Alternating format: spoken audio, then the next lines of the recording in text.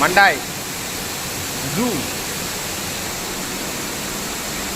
இங்க பாருடா தண்ணி விடுறத பார்க்க எவ்வளோ அழகா இருக்கு. ஓ இது என்னடா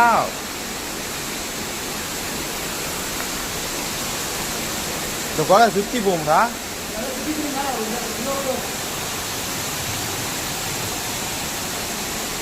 ஓ